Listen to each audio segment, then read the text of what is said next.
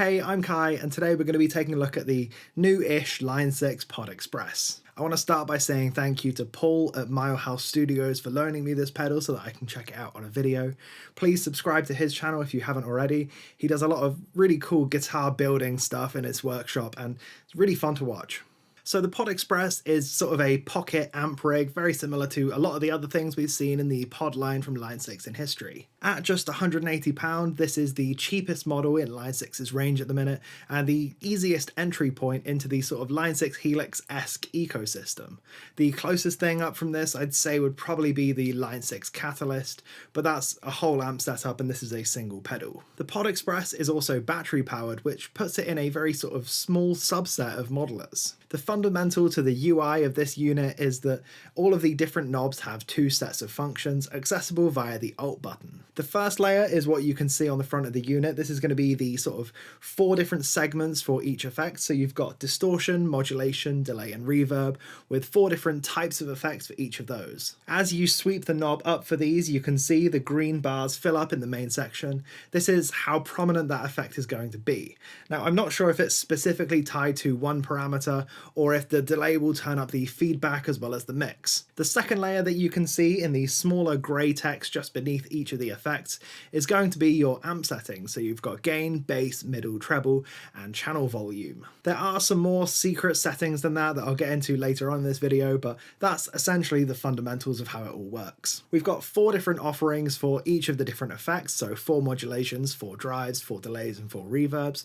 We've got 7 different amps, and you can also choose between 7 different cabinets. One thing I ought to mention is that this unit doesn't let you load your own IRs, so if you were looking to use third-party impulse responses with this, you're going to need to pick up a secondary cabinet pedal. As for the I/O on the pedal, we've got mono input, stereo output, we've got a USB-C jack to use as an interface, we've got a 3.5mm headphone jack if you're wanting to play through headphones, and we've also got a volume slider. You can also use it as a dedicated audio interface on both desktop and mobile devices, which can be pretty handy. It also has a TRS jack for external foot switches or volume pedals. So you can either hook up an expression pedal and use that to control the volume, you can hook up a single foot switch and an expression pedal, or you can hook up 2 extra foot switches.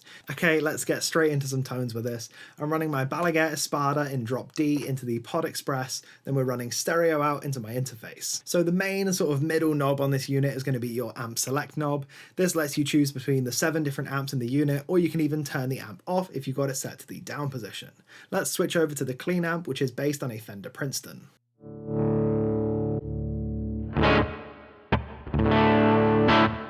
Okay, so with all of the effects turned off, this is what the Princeton sounds like when you just plug into it.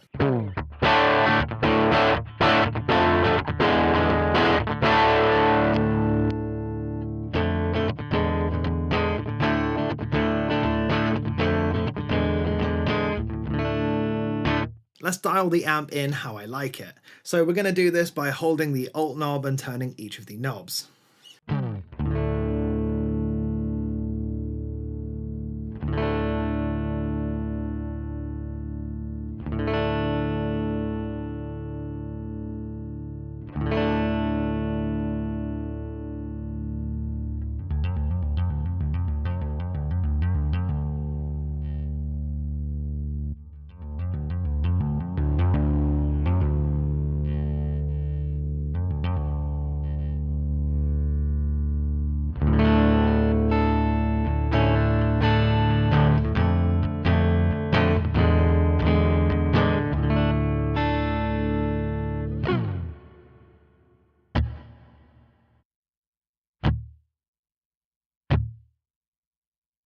So as you saw there, I did accidentally turn the reverb on because I wasn't holding the Alt button properly when I was adjusting the treble. This is something that I've fallen into a few times with the Pod Express, but I think if you're operating with both hands, this shouldn't be so much of an issue. For the secret settings that I mentioned earlier, if you hold the tap button as well as the Alt button while turning the delay knob, you then get into your master volume. This is going to be the actual volume control on the amp and not the channel volume, so it reacts more like a real amp does.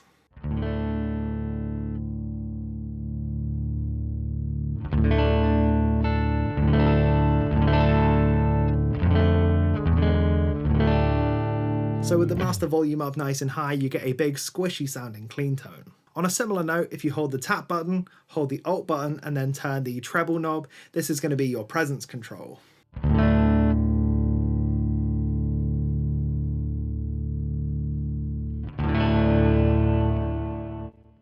Again, turning that reverb on.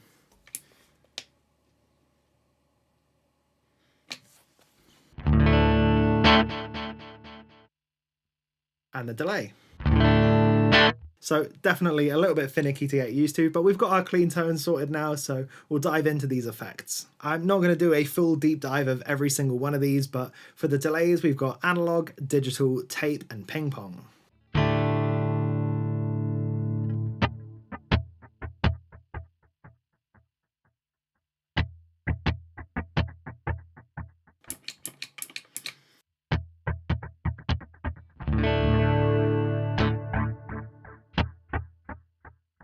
Oh yeah, it's all controlled via the tap button as well, so you can quickly tap in your tempos.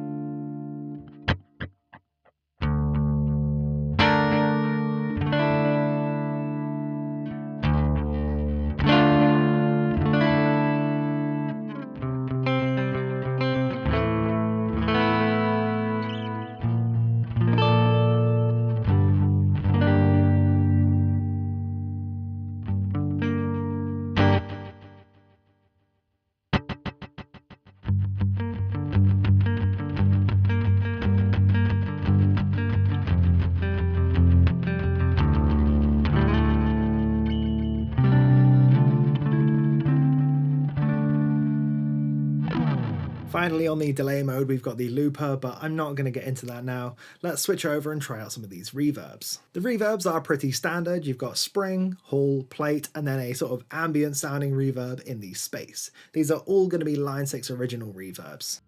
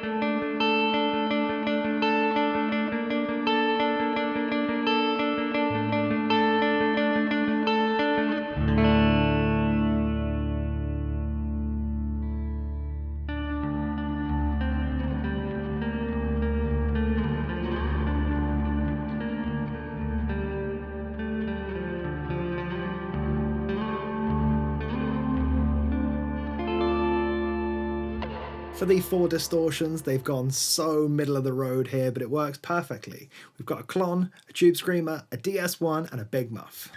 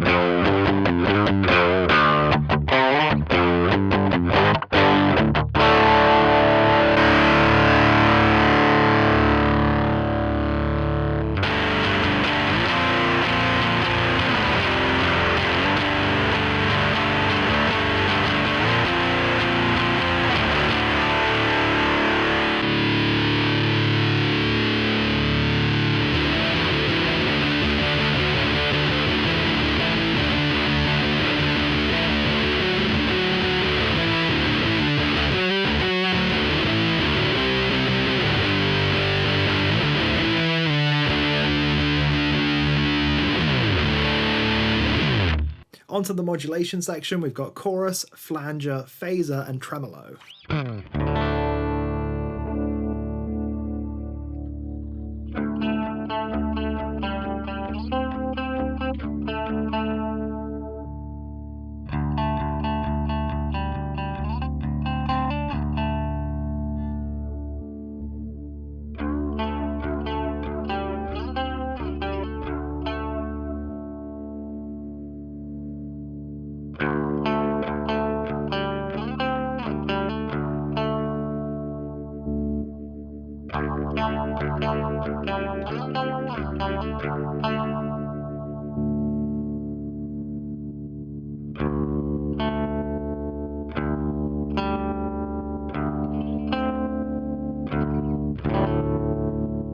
Now that we know what all of the effects are, let's try and dial in a nice, spacey, clean tone.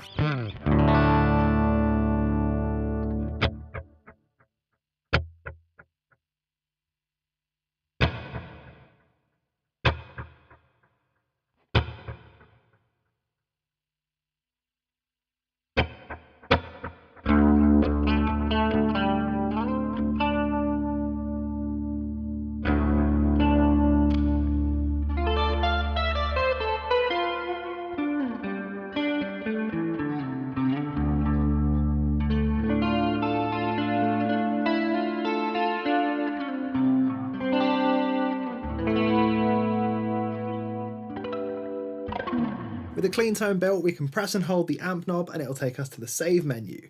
We can then select which slot we'd like to save to by using the main amp wheel, and once we've picked our slot, we can then just tap it again and it'll save. We can double check that it's saved if we head into the preset mode by tapping both foot switches, then we can tap up into the next preset, tap back down, and it should be our preset. Yeah, nice. I'm now going to fly through the rest of the amps. I'm not going to give you a full rundown of everything that I'm doing with the preset, but I'm going to make a preset for each one of the amps so you can hear what I'm doing. The special amp is based on the Line 6 Litigator from the Helix range, which is sort of Dumble-esque. It should be good for that pushed clean sort of sound.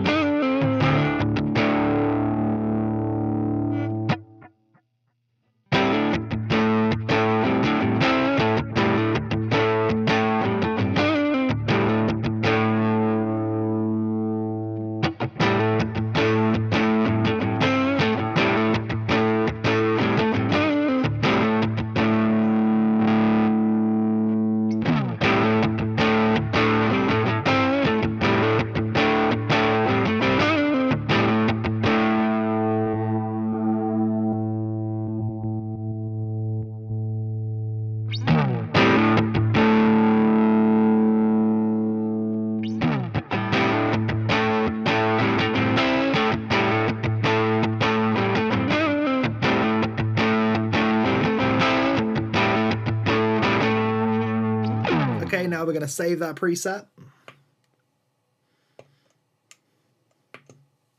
And we'll move on to the Chime amp, which is going to be based on the Matchless DC30. At first I thought the Chime was pretty obviously going to be the Vox AC30, so I'm quite nicely surprised that Line 6 went for that boutique alternative instead.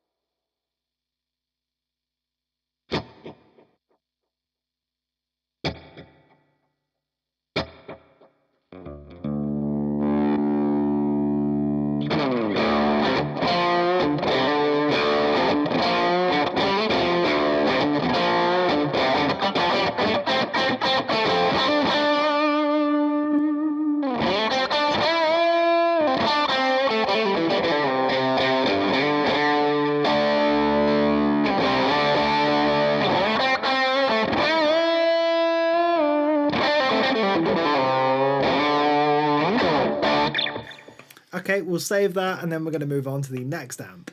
Dynamic is the Adrian Cartographer, an amp that you almost definitely haven't heard of unless you're very much into the Helix ecosystem already. Adrian is a mega nerd over at Line 6, and this amp is a true testament to his knowledge.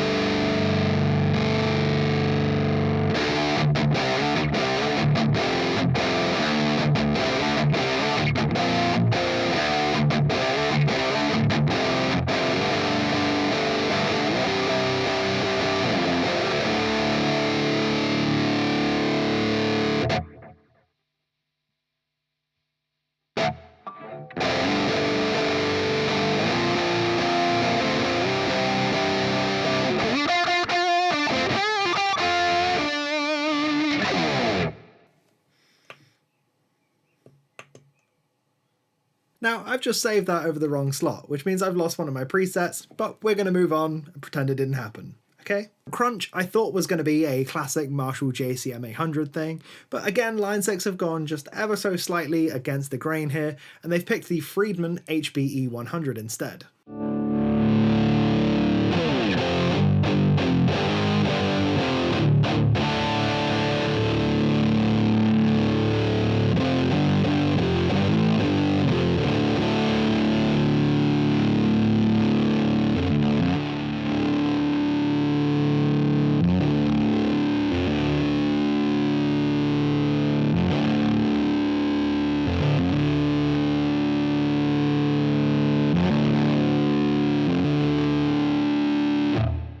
Yes, I've stuck a big muff in front of it.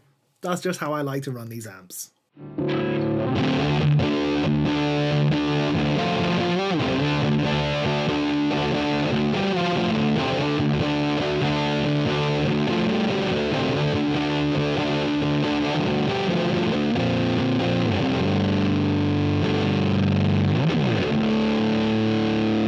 Fine, I'll show it to you without the big muff.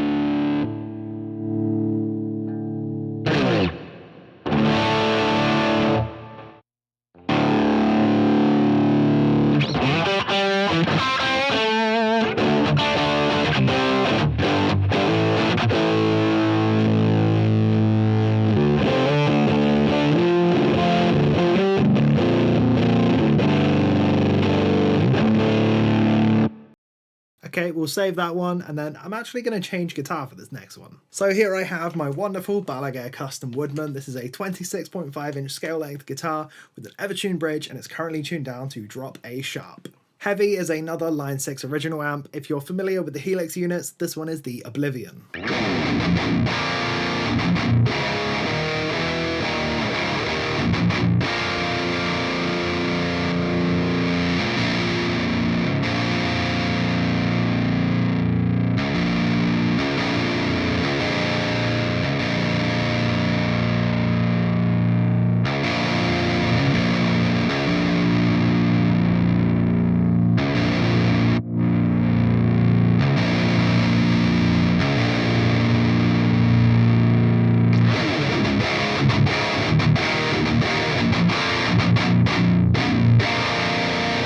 Let's add some overdrive onto that, and then I think we're going to call this preset done.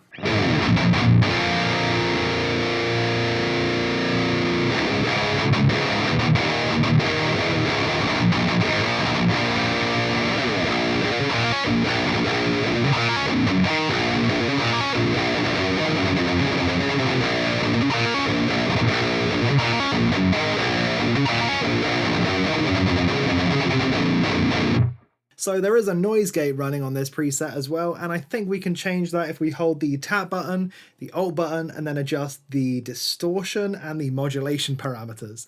Yeah, it gets a lot, but after you've spent a while with this unit, I'm sure that sort of thing comes as second nature. Very similar to the HX1 in that regard, which I also had similar criticisms of, and now I absolutely love it, so take that as you will.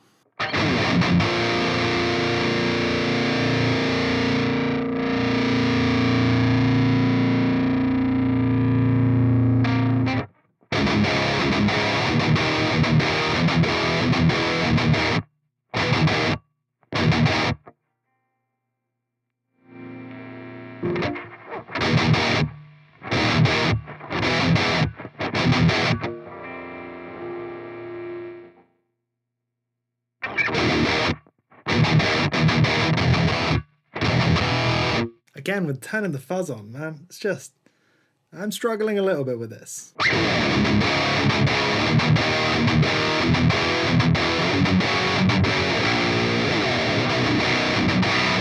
Right, let's save that over our heavy preset, and then we'll move on to the lead channel, the final amp in the unit.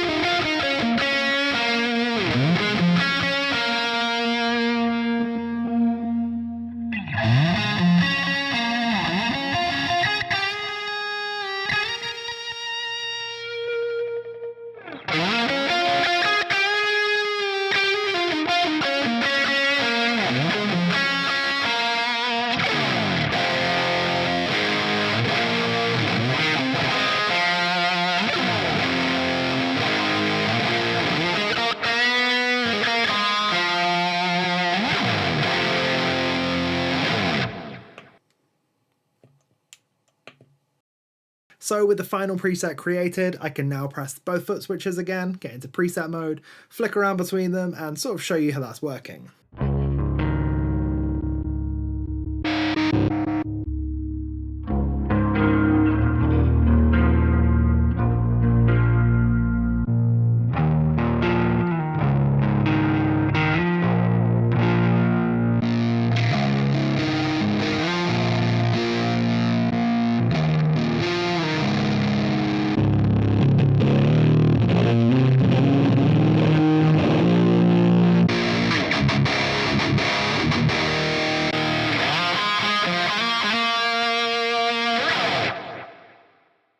So judging by the color of the preset indicators changing, I'm guessing there's more than one bank of presets, so you can set your yellow bank, your purple bank, and so on. I will show you one cool little feature in the global settings. First, you can hold the Alt button and then tap the amp knob and you can go into your global settings. Each of the different settings is correlating to a different segment of the amp knob.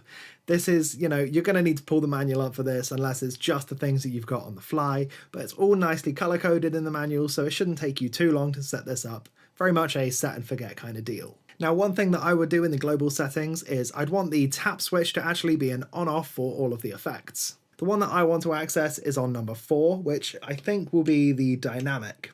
Every time we tap the amp knob, it's going to change color. We want this to be teal. So if we tap it once, it becomes teal. We can now exit by just tapping any of the foot switches, and then hopefully the tap knob will turn the effects on and off.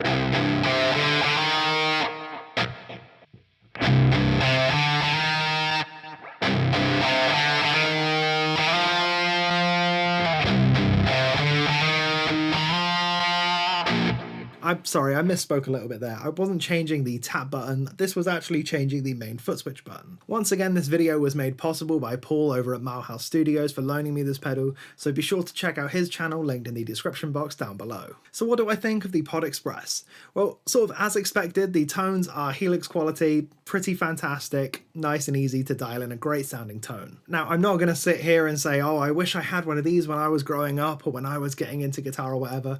That's a very easy cop-out. Everyone could say that about pretty much every single digital piece of gear on the planet right now, whether that's phones, computers, modelers, anything. So that's not my vibe. If you're needing great sounding tones with a simple interface that you can take around on the go with you, this absolutely seems like a very strong choice. It's actually very reminiscent of the HX1. All of the easy stuff that you want to access is right there, and there are so many deeper diving parameters that you can get to after you've learned the unit for a while. Now, since I'm filming this mostly off the cuff, I'm getting into all of the deep dive parameters instantly, and I would much rather just spend a little bit of time with the unit first and then get into these deeper things later on. However, that's not how it works for this demo. Line 6 are quickly becoming the masters of the sort of UX UI design. I think they've crammed so much functionality into such a small pedal that this is a really fantastic offering. The only real issue that I have with this pedal is that my finger keeps slipping off of the buttons, and I've just had so many times where I've accidentally had a fuzz on full blast when trying to dial in a clean tone with a little bit of extra gain. Or even trying to up the treble on the amp and getting a fully maxed out spacey reverb.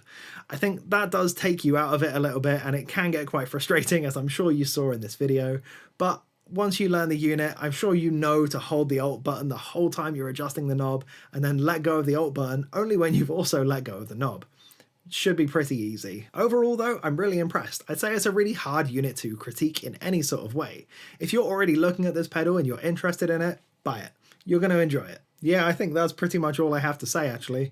If you're already looking at it, chances are you're going to love it.